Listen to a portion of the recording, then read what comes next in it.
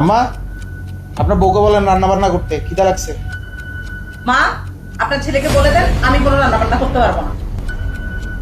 আচ্ছা ঠিক আছে, আমি অনলাইনে অর্ডার করে দিচ্ছি আজকে।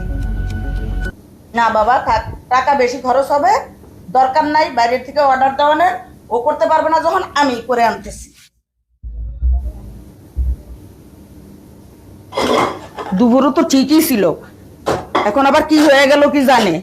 বুড়াকালে রান্না বাড়া ভাল লাগে। বাট্টা বসায় দেই আগে।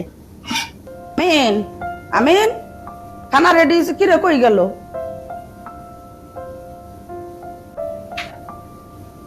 আচ্ছা জানু, বলো এবার তুমি কি খাবা বলো। তুমি একদম বেশি আমার সাথে এরকম আচ্ছা আর কখনো ঠিক আছে। লা গিল আমার লগে সালাহি করে।